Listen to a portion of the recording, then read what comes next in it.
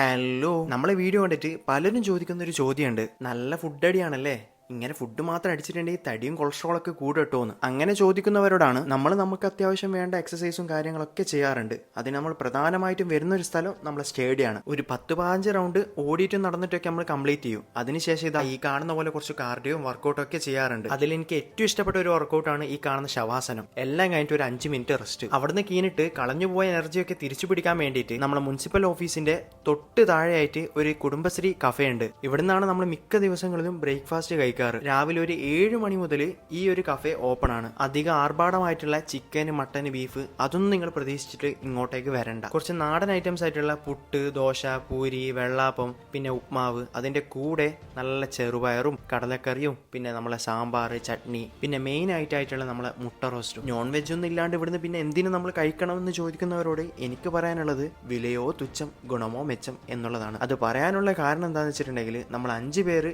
കഴിച്ചിട്ട് നമുക്ക് ആകെ ബില്ല് വന്നത് 220 രൂപയാണ്. നിങ്ങൾ ഉച്ചയ്ക്ക് വരുന്നതാണെങ്കിൽ നല്ല പൊരിച്ച മീനൊക്കെ കൂട്ടിയിട്ട് ഊണ് കഴിക്കാൻ പറ്റുന്നതാണ് അവിടെ ചോദിച്ചപ്പോൾ അവിടുത്തെ ഏച്ചി പറഞ്ഞത്. അപ്പൊ ഞാൻ ആദ്യം പറഞ്ഞ കാര്യം നിങ്ങൾ മറക്കണ്ട. അധികം ആർഭാടമൊന്നും ഇല്ലാണ്ട് കുറച്ച് നല്ല നാടൻ ഫുഡ് കഴിക്കണമെങ്കിൽ നിങ്ങൾക്ക് ഇങ്ങോട്ടേക്ക് വരാം. ഈ ഒരു ലൊക്കേഷൻ ഞാൻ പറഞ്ഞതാണ്. എന്നിരുന്നാലും നമ്മളെ തലശ്ശേരി മുനിസിപ്പൽ ഓഫീസില്ലേ, ആ ഒരു കോംപ്ലക്സിന്റെ ഉള്ളിൽ തന്നെയാണ് ഈ ഒരു കുടുംബശ്രീ കഫേ ഉള്ളതും. അപ്പൊ നിങ്ങൾ വന്ന് കഴിച്ചിട്ട് നിങ്ങളെ ഫീഡ്ബാക്ക് ഒന്ന് പറ.